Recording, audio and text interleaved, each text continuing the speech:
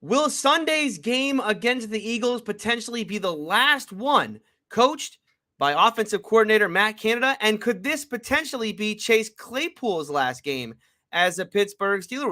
Will he get traded? And then finally here, does this Jamar Chase injury in Cincinnati potentially put the Steelers back into the title race for the division playoffs? Let's talk about all that today on Steeler Country.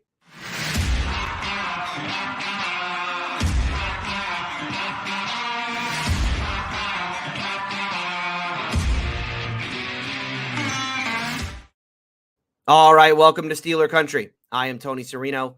Today on the show, we're going to try and preview this game coming up on Sunday, 1 p.m. Steelers travel to Philadelphia to play the only undefeated team in the league, the Philadelphia Eagles. But we got a lot of news to get to today. So we're certainly going to talk a lot about all the goings on around the Steelers and the whole this Matt Canada rumor. You know, potentially this could be his final game as the offensive coordinator for the Steelers. Of course, this is the game going into the bye week. So if you're going to make a change at OC, I suppose that makes some sense there. We'll talk about this rumor that continues to fly around the internet about Chase Claypool, his future as a Pittsburgh Steeler. Could he be on the trading block? We've seen a big wide receiver trade today, the trade of Kadarius Toney to the Kansas City Chiefs. We'll talk about that. Let's talk about this whole Calvin Austin thing. He did not come off of IR. We'll talk about that as well. But we got to start today's show with the news that just broke. Adam Schefter reporting that Bengals wide receiver Jamar Chase is out for 4 to 6 weeks. He's dealing with a hip injury. I guess this is something he has been dealing with, and they just need the bone to heal. And this is going to keep him out for the next month at least. Potentially he is a candidate to go on to IR. Boy, a tough break for the Bengals, who were just getting back on track. I mean, this is a team that I had talked about throughout the beginning portions of the year. Is like, hey, everyone talked about regression in the offseason, and there it was, and all the struggles that they had offensively, their inability to beat cover two, the problems that the offensive line had, how different Burrow looked year over year. But look, even their harshest critics, myself included in that, you can't deny that they seem to be getting back on track these last couple weeks. That they kind of poured it on against Atlanta. And certainly, what they did at the end of that Saints game looked a lot like how they were winning games at the end of 2021. And so I think if you were a Bengals fan, you were feeling pretty good about yourself. This is bad news for them. I mean, we've already seen how much they struggled when T. Higgins was in and out of that lineup early in the year. Chase is obviously their number one guy. And so, yeah, this is going to hurt them a lot. And it's certainly going to open up the division in a division that was already pretty wide open, wasn't it? I mean, there was no runaway leader here through the first 7 games. The Ravens at 4-3. They play tonight against Tampa Bay in Tampa Bay. I know the Buccaneers are struggling, but that's a game potentially the Buccaneers should win. Right? I mean, you talk about Thursday games at home. That's generally a pretty good indicator, right? If you're a home team on Thursday night, that's just generally those teams generally win those games. And so, okay, the Ravens could fall to 4-4, within the next 4 hours. And then you're talking about Cincinnati playing against Cleveland on Monday night, that game in Cleveland. Now, I know Cleveland is struggling, but again, we talk about Jamar Chase being out of that game. We know the Bengals have already had struggles against Cleveland in the past.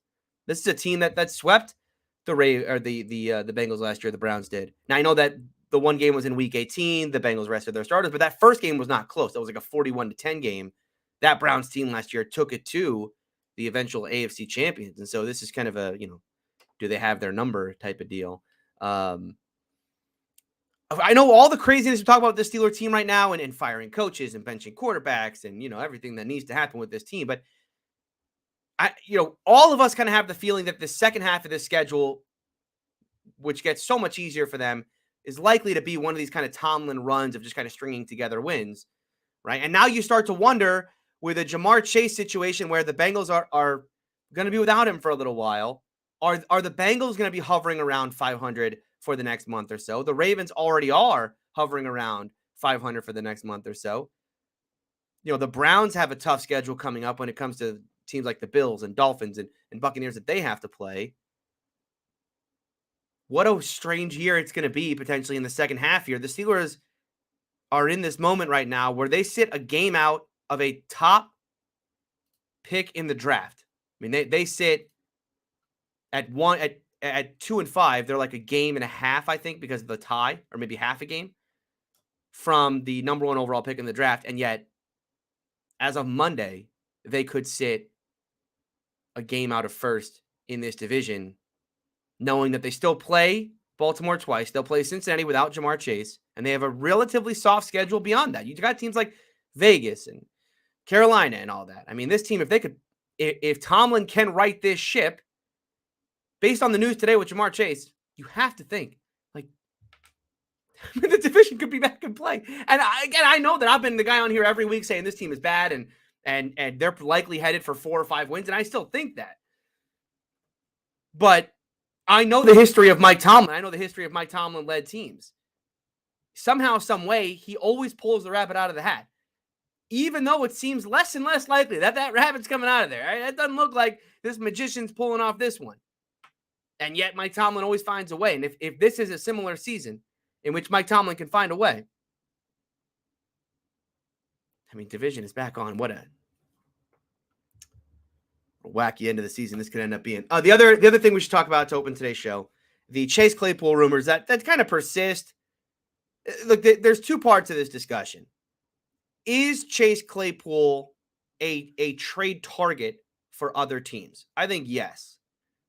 Clearly. I mean, the Steelers, he's right now the number 3 receiver in this offense. He's essentially the slot receiver in this offense. And because he's the slot receiver, he essentially becomes the most expendable of the receivers on the Steelers. If they were to trade Chase Claypool tomorrow, they could insert Steven Sims, insert Gunnar Olszewski. Right? They've got guys on the roster right now who can kind of just slot in, if you will. Pardon the pun.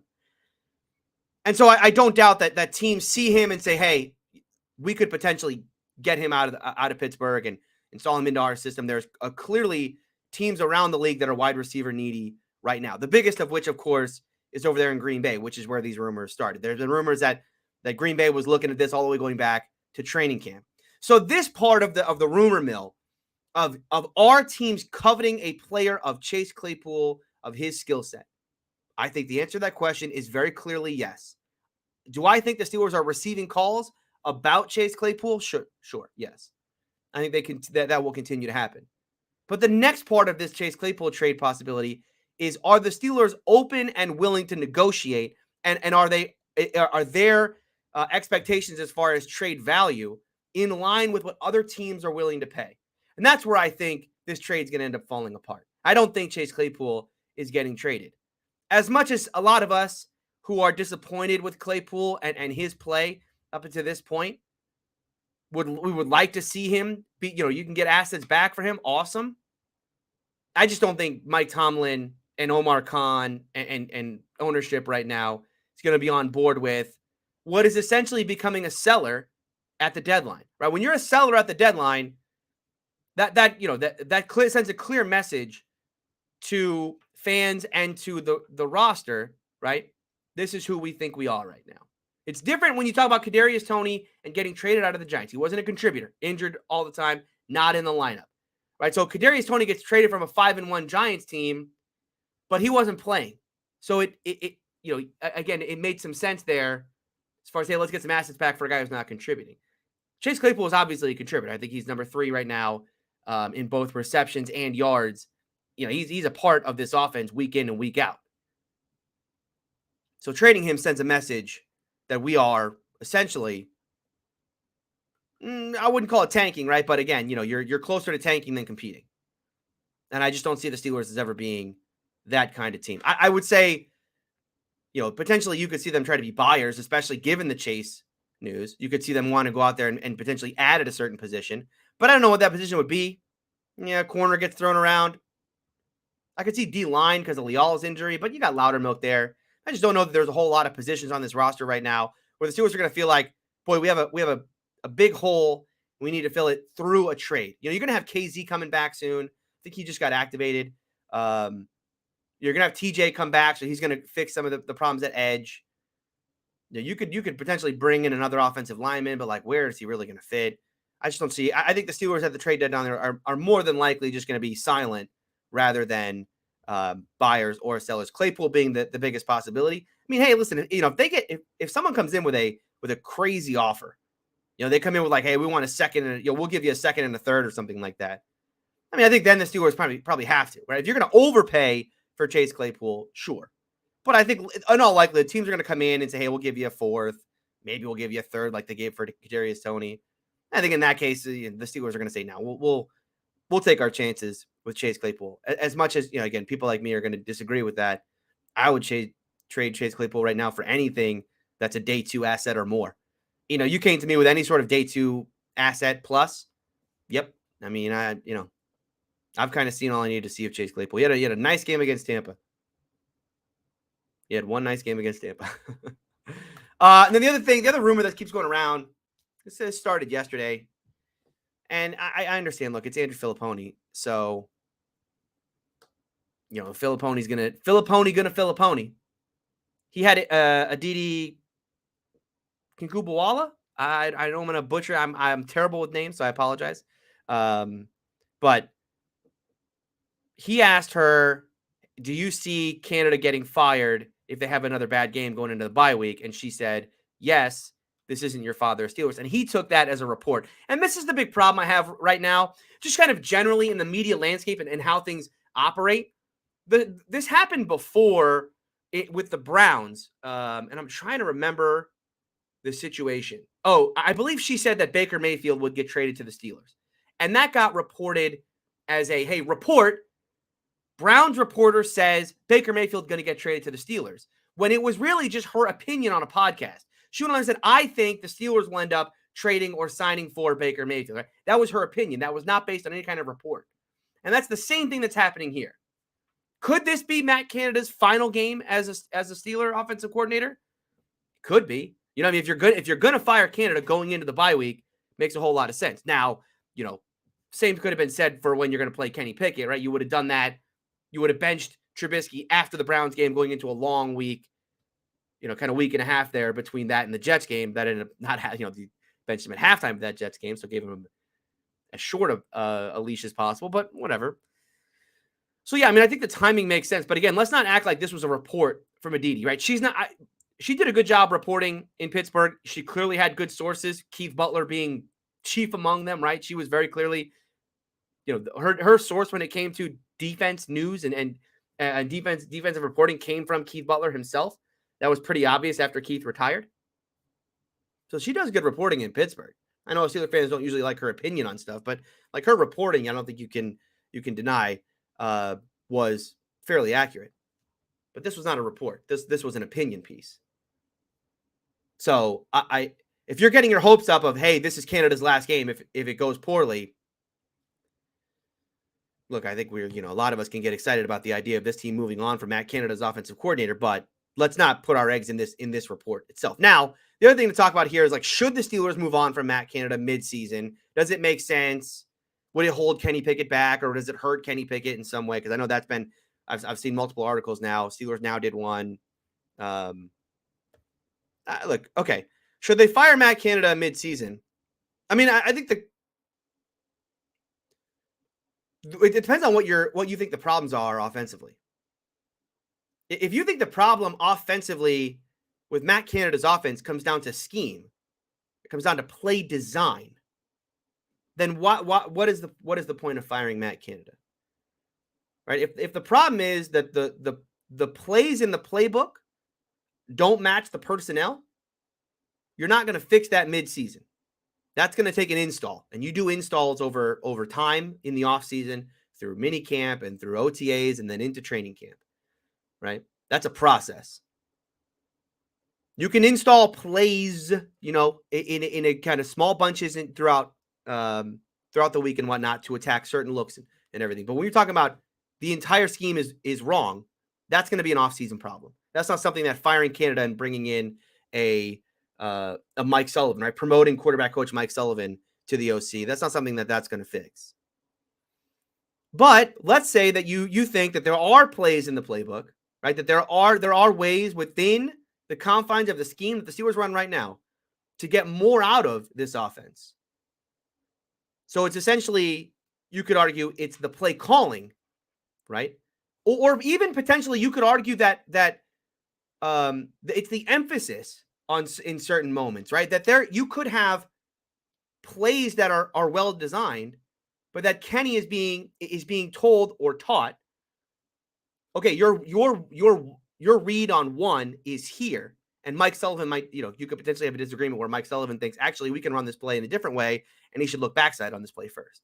I mean, again, these are arguments for why you would want to fire Matt Canada in a midseason point, is because you think that from a down-to-down basis, a play calling basis, that you could be calling better plays within the same scheme, or you could keep the same scheme but just change the emphasis within the scheme. Hey, against this look, we're going here, and you're looking here, and it's different from where Canada is. Now, the whole, this is going to hurt Kenny Pickett's development and whatnot if you fire Canada. This is not going to be good for him. I've seen this thrown around. I don't know. I don't see that as being a problem, because once again, you're not changing the entire. It's not like the argument would be, well, Kenny Pickett had to learn 3 playbooks in 2 years. I mean, that's just not going to be the case, right? In fact, if you think, one of the reasons to fire Matt Canada would be point 2 that I brought up, right? If you believe that Canada is building bad habits in Kenny Pickett, if you believe that there are places that Kenny Pickett should be delivering the ball, and that Canada is essentially teaching him the opposite, that you need to go here when he should be going there, right? If there's a fundamental disagreement between Tomlin and Canada as to where the ball should go on a play-to-play basis, this would be another reason why you should get rid of Canada. And I think in some ways, getting rid of Canada mid-season could actually be a benefit to Kenny Pickett in that way. But I don't buy the idea that like bringing Sullivan in this, we're kind of throw out this arbitrary, like he's going to have 3 OCs in 2 years. I mean, yes, he's going to have 2 in 2 years. I don't think anyone's going to be on board with let's keep Canada for another year. He's going to have 2 in 2 years. And that sucks. I will agree. It's not great that Kenny Pickett's going to come in, learn Matt Canada's scheme, and then Canada's gone after 1 year.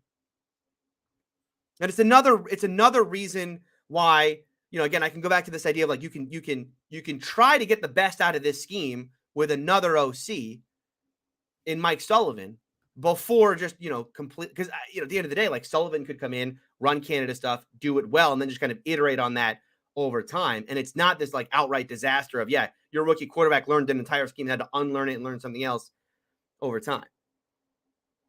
So again, do I think this is Matt Canada's last game? I don't see Matt. I just don't see Mike Tomlin firing Matt Canada. I've said this before, and I'll say it again for those of you who haven't heard me say this before. Firing Matt Canada mid-season is such an indictment on Mike Tomlin himself. He can't do it. He just can't do it. You're talking about Mike Tomlin, post-Ben era. Here you go, Tomlin. You can pick whatever quarterback you want. You can pick whatever offense you want. You can run whatever you want. This is it. There's no more burden. We always talk about with Ben, Ben wants to run his stuff. Ben's the real OC. But how much of this BS kind of get thrown around for years and years and years at the end of Ben Roethlisberger's career? So every Steeler fan said, well, when Canada came in and they were still running like iterations on the same stuff, and it was all kind of the same, even if it wasn't the same play concepts, it was the same. It felt the same in that they were attacking downfield in the same ways, which is down the sideline, not using the middle of the field, right? And we all said, well, okay, but this is Ben, right? This is Ben wanting to run Ben stuff. Okay, so here we go. No more burden of that. You can pick whatever quarterback you want, Mike Tomlin, and you can run any offense you want with Matt Canada. The reason why you brought Matt Canada in here is for this moment, because the post-Ben era is going to be led by a Matt Canada offense. So pick any quarterback you want, run whatever offense you want.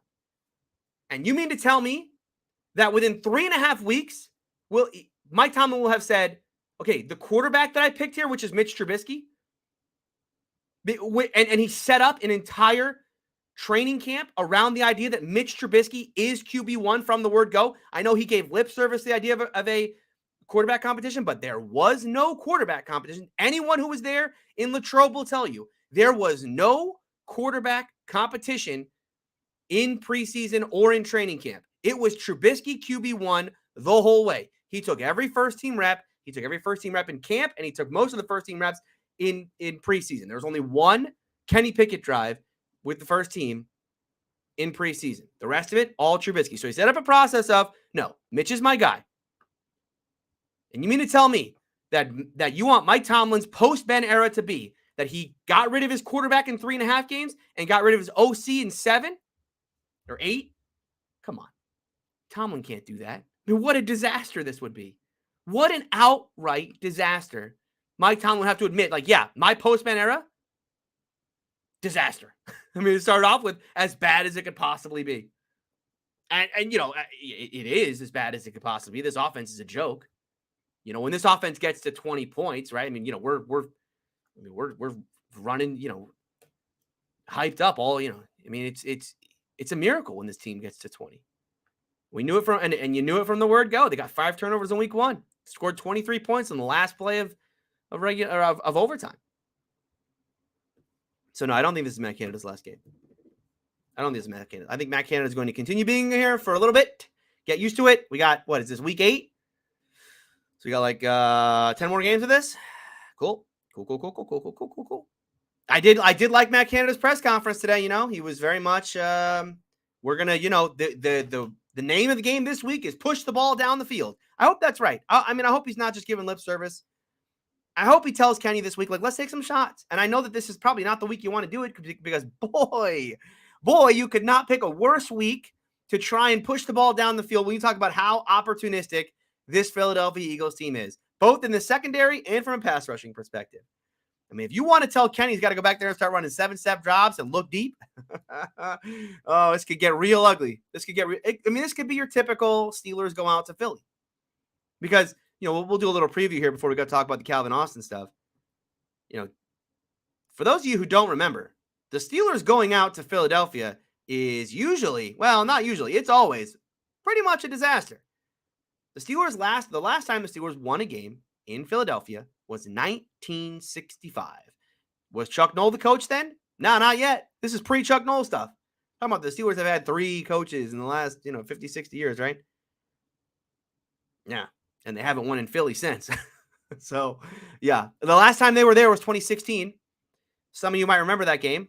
That was a game that started off pretty well for the Steelers, actually. They had a nice drive down the field. Bang, bang, bang. Ben throws a nice touchdown ball to Marcus Wheaton down the middle of the field. Hits him right in the hands. Boom. Steelers go up 7-0. Except, Marcus Wheaton dropped that pass. The Steelers ended up kicking a field goal, and that field goal was blocked. And the Steelers lose to rookie Carson Wentz 34-3. So that was a fun game. And then the other time that I can remember was 2008. That was the Steelers team, by the way, that won the Super Bowl. And that team had one of the worst offensive showings you will ever see. Ben was sacked 8 times. They averaged 3 yards per play on 180 total yards, scored just 6 points. And yet that 2008 defense, how great were they? They only gave up 15 points. I mean, that was such a winnable game for the Steelers, even as bad as their offense played. And yet, 15-8 is a 9-point game. It never felt that close. All right. Games in Philly have always been a disaster.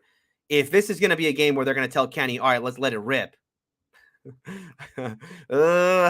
I want to see it. I just, I want to be able to grade Kenny Pickett. What is he seeing? I'm excited for him to do that. I'm excited to go back and watch the All-22, see what he's seeing how his mind works when it comes to those situations, timing stuff, what he's looking at from a defensive perspective, whether or not he can manipulate safeties and all that kind of stuff that he's not being asked to do now. I'll be excited to see it as much as I think it could end up being a real disaster on Sunday.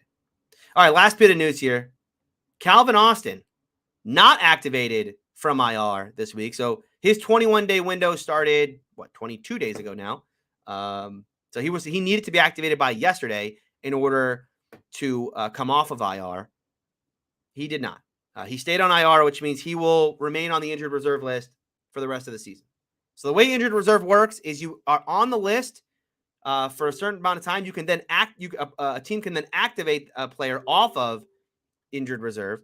That starts their 21-day window where they can practice, and then eventually they have to be activated to the actual roster. Calvin Austin never came off of that.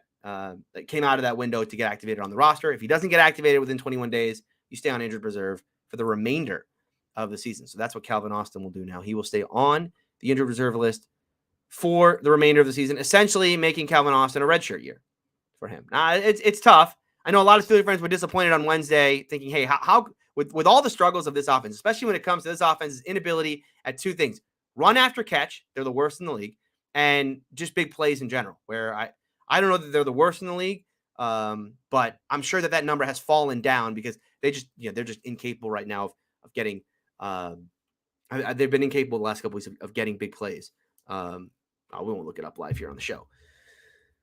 But as it turns out, Jerry Dulac reporting that Calvin Austin did not come off of IR, not because of, some kind of coaching malpractice, right? Like Matt Canada had that line of saying, just don't know how we're going to work him in yet. Turns out that he did re-injure that foot. That was what got him on IR in the first place. And so that's why he couldn't come off of IR. And so the Steelers elected to just have him redshirt for the remainder of the season. It's disappointing. It's disappointing that you're going to have back-to-back foot injuries for a guy whose one real asset is his speed and his, kind of agility and mobility, however you want to say it. It's tough, for that to be the injury. We'll see what happens next year. Yeah, I still think it was one of the more interesting parts of training camp, that those kind of first couple of weeks of watching Austin and watching how Canada was going to work him in with all the jet sweeps and the wide receiver screens and utilizing him as kind of a deep over route at times on play action. And, again, they wanted to use him more as an outside receiver and an inside. I mean, they just, they had so many different packages for him, using him out of the backfield. It would have been fun to see some of that stuff in the regular season. We won't get to see it now until the 2022 season, or 2023 season, I should say. But again, it's just another weapon, the Steelers are coming back with next season. So that's where the Steelers are right now with Calvin Austin. That takes us to this game on Sunday. Yeah, again, I don't have a whole lot more to say than what I said on AFC North Talk the other day. I made the joke about, we shouldn't be judging Steeler games on kind of like X's and O's and are the Steelers favored and whatnot, especially in matchups like this where you're going up against an Eagles team that's so good right now on both sides of the ball, and a Steeler team that, look, let's be honest. I mean, the Steelers are struggling. Nothing became more apparent than the fact that this big win over Tampa Bay that the Steelers got 2 weeks ago was so far diminished when you saw that Bucs team couldn't even beat the Carolina Panthers, who might be the absolute worst team in football right now. Once you saw that score and you're like, man, the Panthers beat up on the Bucs 21-3. Okay, well, that all of a sudden that win over Tampa is a little diminished. So as I said on AFC North Talk, right, we don't judge it on X's and O's. We just talk about the percentage chance that this could be a Tomlin game. And if you're not familiar with a Tomlin game, well, you're a Steeler fan. You're probably familiar with a Tomlin game. A Tomlin game is when you count out the Steelers to the point where that's the one they're going to win. It's happened so many times over the last couple of years, going back all the way to 2019, right? These teams that have no business pulling off victories, and yet they go out there, Tomlin finds a way, they play far above themselves, and they come out with a victory. And so what is, like a weatherman, what is the percentage chance here? If you look at the game, I believe there is a 55% chance of a Tomlin game on Sunday. I just have a feeling about this one and it was pointed out to me on an Eagles podcast I was on earlier this week, where he said, the guy said to me, Tony, the one thing that worries me about this game is that the Steelers could hang around because the Eagles are so bad in the second half of football games. They just aren't putting teams away. And he gave me this stat. The Eagles in the second half of games this year are averaging just 5 points per game in the second half. 5 points per game in the second half. Okay. Now, again, I think the Steeler defense has started to figure itself out in a world without TJ Watt. Secondary is playing so much better than they were. Terrell Edmonds playing far above himself. I think the linebacking core of Jack and Bush are building up that rapport. I think both guys playing well. Obviously, we'll see if Ogunjobi can play this week. He didn't practice again today, but we'll see what happens tomorrow. But I think Ogunjobi's been good, especially as a kind of one-gap type player, which is where I think he's at his best. So if this defense can hold the Eagles, in the low 20s or in the teens, especially if this is an Eagles team that it does not come out in the second half with the same kind of firepower they do in the first half, or at least not without the kind of game plan adjustments that it takes to continue to succeed at the NFL level. Okay, you'll have the Steeler team hang around. And I think we all know that's how the Steelers have won every game. Pretty much every game the Steelers have won in the past 3 years has been won the same way, right? Either, the Steelers are kind of a back and forth, but a very low scoring game, or you kind of let the Steelers hang around and then, with 2 minutes left, and generally it's been Ben in the past, but the Steelers come back and win the football game. And the other thing I think about with this one is I know that the Eagles have been so good on with turnover and takeaways, but that Tomlin is emphasizing with this defense to get those takeaways. And I mean, the fact that they dropped those 4 interceptions, is eating at Tomlin. I again, as I said on Tuesday's show, I thought his criticism of the defense and his analysis of the game was poor. The idea that the interceptions were the only difference in this game, as if scoring 10 points offensively is somehow justifiable in a world where, my defense dropped 4 interceptions. I'd like to have an offense that when my defense only gives up 16, I think we should win that game 90% of the time. But instead, it's like a 50-50 proposition here in Pittsburgh. But that Tomlin's going to be preaching to that defense turnover. Get turnover. Create turnover in this one. And if they can create turnover, if they can get two turnovers in this game and stay relatively turnover free, just one dumb turnover because Claypool fell down on offense, I do think that gives the Steelers a weird chance to go into Philly and win their first game there since 1965. I do. It's not gonna be my official predict. I'm not gonna go out to my local sports book and say, hey, let me put some money on the Steelers money line. But I think there's a chance. Yeah, I think that a Tomlin game in this one, especially again, we go back to this news of Jamar Chase being out for 4 to 6 weeks. And just thinking about the fact that, this division is right back in play. And doesn't it make more sense to be thinking about this Steeler team at the bye week of, oh boy, man, they just pulled a big one off. And now you got it. The schedule gets easier down the stretch, right? And it just sets up for the typical Tomlin Steelers year.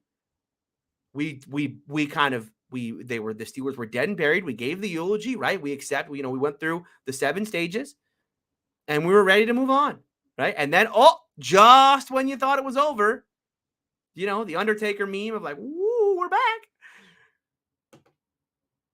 I'm not saying the Steelers are going to win the division, but this news, man, this is huge. This is huge. And it sucks for the Bengals. It does. They were getting right at the right time. And all my stuff about, regression. The regression happened. It was the first 4 weeks of the year. But they were getting right. And now this news really sets them back in a division that was already, kind of closer than it probably should have been, considering the amount of talent in this division. The fact that these teams are all kind of hovering around 500 is great news for us Steeler fans. Because, the Steeler fans are going to take themselves from 2 weeks ago daydreaming about Will Anderson as the number 2 overall pick in the draft coming to Pittsburgh. And instead it's could we win the division? Could. All right, let's get some of your comments here in chat. Appreciate everybody watching today. Hey, if you can do me a favor, for those of you watching right now, hit that like button down there. Helps me spread the word about the show. Fred says, first offensive play will be play action bomb to Chase Claypool, splitting 2 cover 2 safeties. Book it. And then it's intercepted, and then it goes off his hands, and one of those 2 safeties picks it off.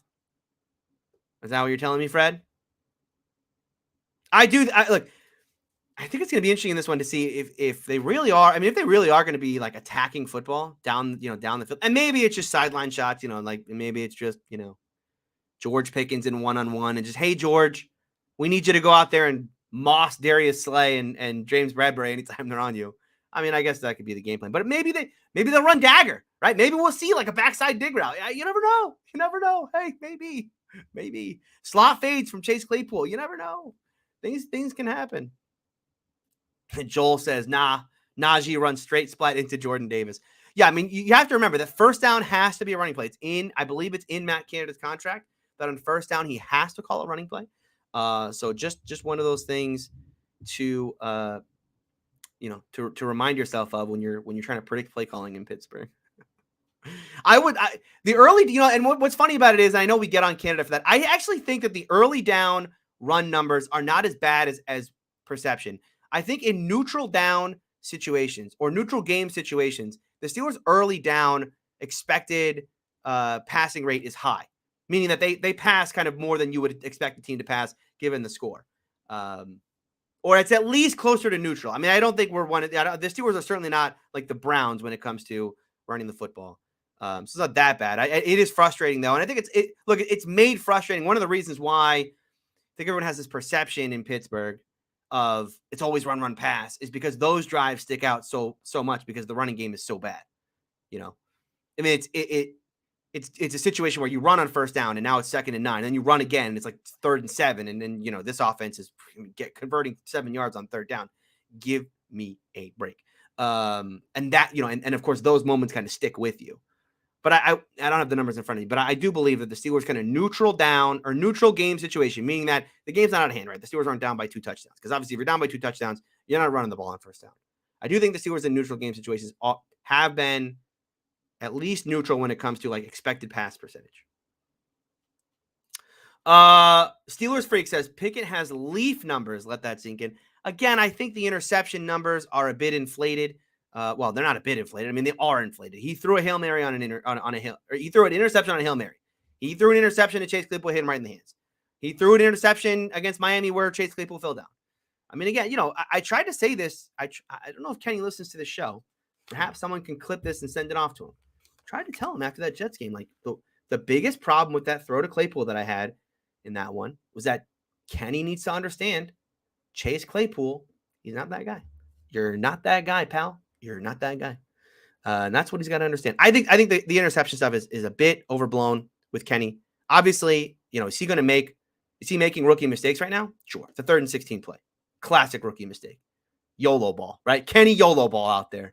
And then the last play, you'd love to see him just kind of tuck it and run it for the first down. I mean, that's the smart play in that one. But once again, Kenny wants to kind of do this YOLO stuff of like, I'm going to throw the game winner right here. He's making, I think he has like 7 interceptions, but 3 turnover-worthy plays. And what would be a fair interception number for Kenny Pickett to have right now? Because generally speaking, that's what's going to end up with, right? I mean, again, his interception numbers are going to start coming down, especially as we get into easier defenses that he's going up against. Because the interceptions he's throwing right now, I mean, it's going to, I talk about regression all the time. His interception number is going to regress to the mean. And the mean here being the number of turnover-worthy plays he actually has. He has like double interceptions, turnover-worthy plays. I'm not worried about it. He needs to be smarter, but what quarterback would you say in his rookie year was like, man, this guy is far, he doesn't make any dumb plays out there.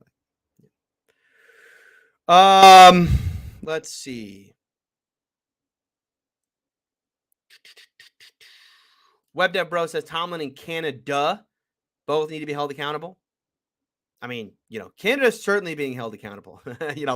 I think Steelers fans are doing a pretty good job of that every week. And of course, because the way media works, right? You want to write an article that's going to get fans to click. And so we as fans, by having this narrative of Canada is the problem, feed into reporters asking about it. Therefore, he gets held accountable in the media, and we have ask players, and it's this kind of vicious cycle. So now, as far as Tomlin being held accountable, I mean, I agree with that. But, at the end of the day, we're not, the Steelers aren't firing Mike Tomlin. What you have to hope is that Mike Tomlin, and I don't think Mike Tomlin's a stupid guy, right? I think he'll kind of understand what's happening here offensively and the reasons why the last 2 offensive coordinators just have not worked out. So he'll have a chance to make that determination in the offseason when he goes out to find the next OC.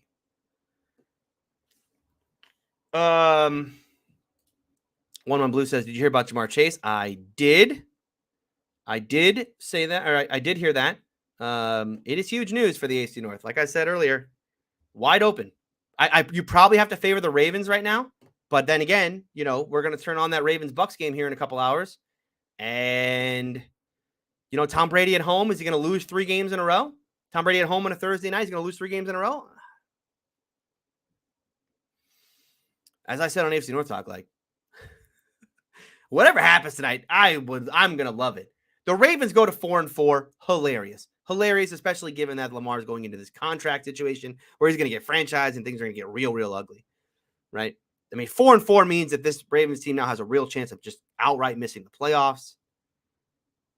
So yeah, that's going to be awesome. And then if Tom Brady does lose 3 in a row, and we're like legitimately sitting in the season of Tom waited too long to retire, this whole coming back thing is a disaster. I'm gonna like wear like a thank you Tom shirt. Thank you, Tom, for letting me see you suck, because I've waited very long for this. How long has he been in the league? 20 years, 21 years? I've waited every one of those years for this moment. So thank you, Tom. Fred says, which Eagles podcast were you on? Should know this offhand. It's called, I don't remember what it's called. I will look it up though. He's a cool guy. His name is Matt. And he does it kind of radio style. Where he's just kind of doing the show. And he invited me on. He said, hey, can you do like a 20-minute segment? And I said, sure, okay. And it wasn't, usually when you get invited for that, you'll do your interview and then it'll kind of get spliced into the show itself, right? But no, he kind of does it live, and then you just kind of come in at 9. My time was like 9:20 p.m. I came into the back room. He finished up his segment that he was on and just kind of brought me into the show. The show is called Edge of Philly Sports. Edge of Philly Sports. It's here on YouTube. Check that out. I'm in the show, I want to say like 20 minutes in, maybe 15, 20 minutes in, because I think he started the show at 9, and then I come in at about 20 minutes. It's a fun little thing we talked about there. He was talking about baseball at the beginning of the show, so I made this joke about Ben Roethlisberger. I did this whole bit about how Roethlisberger should be like the closer in Pittsburgh. You have like Mitch or Kenny in the game for quarters 1 through 3. And then in the fourth quarter, when the game's close, like you call the bullpen in for Ben. I think he thought I was serious. He thought, because he asked me, did Ben stay too long? And I said, no, Ben should have stayed one more year. We need him as the closer. And then he kind of built on that in future questions. Like, no, I'm just kidding. It was a joke. It was a joke.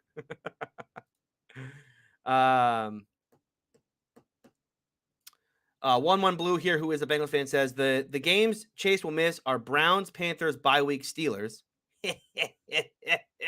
If he's able to get back in 4 weeks, not bad. If it's 6 weeks, he'll miss Titans and Chiefs. Not awesome. Now I heard a rumor. That Chase may miss the whole year. I don't know how substantial it is, but there was this, it got thrown around that, hey, Schefter is not reporting this accurately. What's actually happening is Jamar Chase may have such a serious hip injury that they're going to shut him down for the season. And that the hope is that he can be back in 4 to 6 weeks, but that realistically it could be the entire season. Now, I don't know if that's substantial or not. That's not what Schefter's reporting, but that was the thing that I heard. Who knows if that's true? Regardless. Okay, so he misses these 4. We know he's going to miss 4, right? Let's just say he's going to miss 4. Okay, Browns this week. That's tough. That's in Cleveland. Cleveland has their number, yada, yada, right? I mean, you still think the Bengals should win that game, but as I said on AFC North Talk, right? The fact that Vegas had that line at Bengals by 3 meant, they know something, because that line should be closer to 6, right? That should be 5.5 or 6, but it was 3, so you knew they knew something. It's a winnable game for Cincinnati, but certainly not the guarantee. Panthers, I mean, that should definitely be a win. Bye week, you can't lose in your bye week. Steelers in Pittsburgh, Monday Night Football on that one. Can't wait. The rematch. How many interceptions will Burrow throw on that one? 6? 7? Is he going to building on what he did before? Obviously, if he misses Titans and Chiefs, yeah, like you said, not awesome. They should be able to, out of those games, you feel like, 1 and 2 is the floor, and you feel like 2 and 1 should be their games without Chase, right? If he only misses 4. Now, if he misses the full 6, okay, the Chiefs, that's an L. And then Titans is a tough one. Ali says IR for what? Hip. Jamar Chase is going on IR for a hip injury right now. City in the Sky says, worry about Harris's vision. With a great line, he will be a productive back. But when you don't draft first round, you expect an X factor to help overcome less than ideal situations. Look, here's the problem with this line of thinking. The Steelers drafted Najee Harris because they didn't have a good offensive line. I actually agree with the take that obviously, it's football 101. Najee Harris would be a better back if he had a better offensive line. What running back wouldn't be? But remember, the Steelers, the idea here with drafting Najee Harris in the first round, there was that whole debate for the entire month of March and April a season ago, a year ago, about should they take an offensive lineman or should they take a running back? Should you build the offensive line first and then take a running back? Or, as a lot of people argued, nope, you got to speed run this. You got to speed run rebuilding the running game. Remember, Fichtner gets fired because the running game was terrible, and they got to rebuild it. And they knew the offensive line was going to be just, they were going to have to blow up the entire thing. Villanueva, gone. Ramon Foster, retired. Pouncey, retired. And then at right tackle is Okorafor, who not good, right? So like the Steelers knew going in, like, we're going to rebuild this entire thing, but they also needed a running back because James Conner was leaving town. So the idea of picking Najee Harris was, okay, you speed run fixing the running game. You get a guy who can be productive when there isn't a whole lot there. That was the whole point of drafting Najee Harris. And you look back to last season, and Najee Harris's numbers last year weren't good. From a raw perspective, from just a raw numbers perspective, you could always argue, well, he had, we have 1,200 yards last year. It's like, yeah, he had 1,200 yards last year, but he also had 307 carries. So, that's like 3.9 yards per carry, just below 4 yards. 4 yards a carry that's when you start to talk about good, right? You start talking about 4 yards a carry is good. You really want to be closer to 5 when we talk about the elite backs in this league. The truly productive runners in this league are at 5 yards per carry. So 4 is about, where you need to be to even be considered good. He got to 3.9 a year ago, and he got to 3.9 really because of just, raw carries. Okay, so now we go into this season. And by the way, he did a lot. He did a lot of good things last year as far as he did a lot of good things last year as far as creating on his own, right? I thought he was that kind of back who could make guys miss in the backfield. And be a good receiver out of the backfield, right? I mean, all the kind of the reasons why you drafted Najee Harris were there. This year, the injury, obviously, early on in the year, he just didn't look like himself. He doesn't look like himself still. I mean, the burst is still a big problem for Najee. But at the same time, the worry about his vision, I mean, I just worry, and I've said this since we went back to preseason and training camp. Well, really into the beginning parts of the season, because obviously he didn't play in preseason and largely didn't practice in training camp. But the problem for Najee Harris that I had early on was that it just felt like he didn't trust anything in front of him, and all he didn't want to just take what was there. He wanted to create on every play. We're gonna, based on and maybe it's muscle memory based on what he learned a year ago, which is that you got to just create with this offense. But the offensive line this year is better. It's not a good offensive line yet. This is not an offensive line that's going to produce a top back, certainly. But he's at, he averaged 3.9 yards last year with a very bad offensive line a year ago. He's averaging 3.3 yards per carry this season. I mean, it is remarkably worse. Yeah, I mean, the numbers gets thrown out there. I mean, it was a joke yesterday in AFC North Talk, but Daniel Jones has more rushing yards than Najee Harris right now. Pretty cool.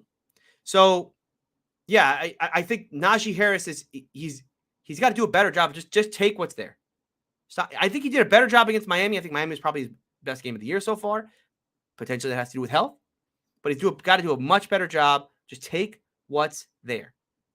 You don't have to kick everything outside, because that's causing a lot of negativity in this offense.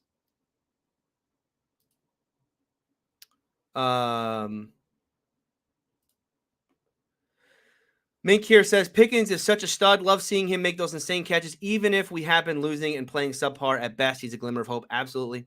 There's also the idea of like, hey, Pickens needs to be more of a focal point in this offense. They need to start scheming up ways to get him the football. The problem with like the whole scheming up ways to get guys the football in this offense is largely Canada's idea of scheming a guy open is to make him the X and let him win in one-on-one. I mean, that's generally been how Pickens been getting. That's how anybody gets the ball in this offense, right? It was the early parts of the year, just Najee and one-on-one and doing a great job of winning against guys like Awuzie and Denzel Ward and whatnot early on in the year. And so with Pickens, the question is he as crisp a route runner as Deontay to be able to be a focal point of this offense, or is he still going to have to be used in those kind of down the field, one-on-one, just like the touchdown catch, right? Just like the play in Cleveland. I mean, these are just great individual performances. So how do you make a guy like Pickens the focal point of an offense when your offense isn't really designed to scheme guys open? It's really designed around guys winning in one-on-one. That's why Deontay is the focal point of this offense, because he's the one guy in this offense who you can always count on to do that. I think the number was, I saw this today. I think it was Sports Info Solutions posted the routes, the most run routes in the Steelers offense. And it's like curl, out, flat, and go. Again, these are not, you're not scheming guys open, right? It's about selling. It's about selling a goal ball and coming back and quarterback delivering on time, right? An out route is all about, selling the defender and winning at the break point. And a go route is just about, pure individual speed and ability to stack and physicality. They're not running a lot of inside routes, and they're not doing a very good job of kind of putting defenders in binds of, I'm covering here and this guy's going to end up being open underneath, or I'm going to play the underneath and we can go over top. So it's hard for me to say, oh yeah, they're going to start making Pickens this focal point of the offense when I don't know that this offense is designed for a guy like Pickens to be a focal point, but hope I'm wrong. And I hope that Pickens has a monster game against Philly. Dominic says it will be great to see them keep it close, but Canada on his way out will be just as sweet. That's right. See, and if the Canada rumors are true, and again, like I said earlier, I'm not sure that they are true, but let's say they were true. It is kind of a win-win this week, right? It's a win-win game. Steelers win this game. They're right back in the division, especially if these results go like we think they will tonight with the Buccaneers beating Baltimore, and then Monday night with the Browns pulling off the upset over the now Jamar Chaseless Cincinnati Bengals. Steelers go into the bye week at 3-5, come out of it with that game against Cincinnati, which gets you, that much closer to the Bengals. And then they play teams like Carolina and Vegas and Indy and all that down the stretch. Very winnable games down the stretch. 5 losses is not insurmountable, especially, 8 weeks into the season. But if they don't win, and then Matt Canada's gone,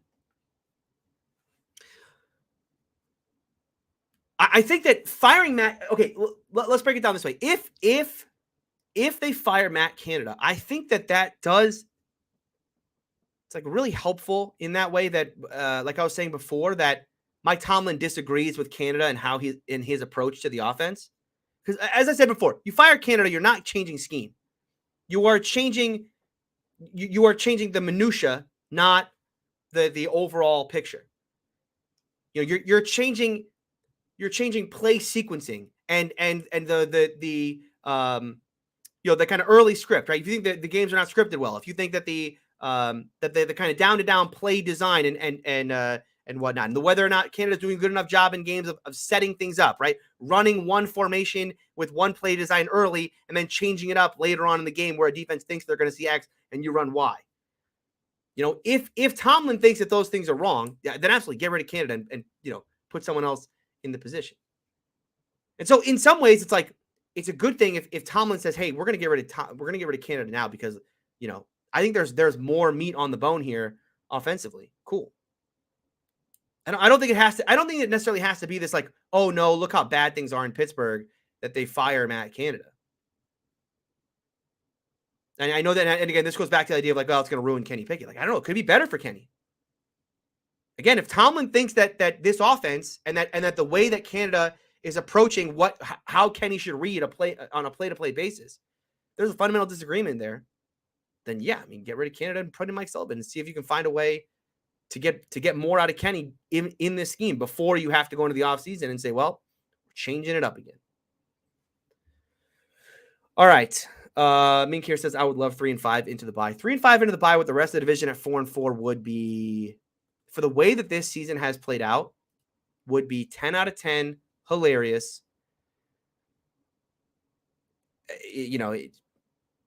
For for an AFC North that is Lamar Jackson in a contract year.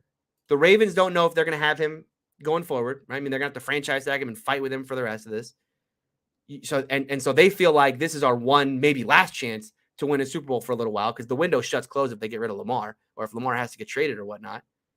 You got the Browns feeling like, well, we can win 5 or 6 games with Jacoby Brissett, and then bam, we're playoff contenders with Watson when he comes in there. And then of course, I mean, no team felt better about themselves coming into the year than Bengals fans, right? Because they felt like, hey, we got to the Super Bowl 1 year too early. We're going to be even better this year. Like we're riding high. And then here are the Steelers where it's like, well, here we go. Life without Ben. How does it feel? I mean, if this Steeler team can get into the bye week at 3-5 and then start shocking the world coming out of it, right? Reeling off some wins and getting themselves to, I mean, what's it going to take to win this division right now? What do we think right now with a Jamar Chase-less Bengals for 4 to 6 weeks and potentially longer? How many wins do you have to get right now to win the division? Can you win the division right now with 9? Can you be 9-8? As long as you have, as long as you've won enough division games, can you get there on a division tiebreaker? Is it 10? Because 9 wins is not out of the realm of possibility if this team goes full Tomlin in the second half of the year. Because the second half schedule is New Orleans at home, Cincy at home without Jamar Chase, at Indy with Sam Ehlinger at quarterback, the Falcons, which it's a sneaky game because the Falcons offensively are better than people give them credit for and a very good running team.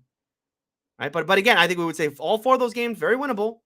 Right? I mean, even as bad as the Steelers have been all year, all 4 of those games, winnable now. Home for the Ravens, at Carolina, worst team in football. Home for the Raiders, at Baltimore, home for Cleveland. And if we're saying that the Steelers can beat the Eagles on Sunday, pull off this Tomlin upset, then in the second half of the schedule, you need to find 6 wins out of those games. You need to find 6. Bengals, Colts, Falcons, Panthers, Raiders, and then 1 of the Ravens games gets you to 9. Whew. Whew. I would love to take a time machine. I would love to take a time machine to like 72 hours ago and tell myself that, oh, by the way, your podcast you're going to do on Thursday, you're going to have a whole segment dedicated to how the Steelers can win the division. Imagine telling yourself on Monday morning how you felt after watching Kenny throw 2 interceptions to close out that game, to lose a game that the Steelers had. I mean, they should have won that game, no doubt about it. We've seen the Steelers win that game a million times. And then there would legitimately be a segment on this show about how the Steelers could win the division. That's how crazy this Jamar Chase news is.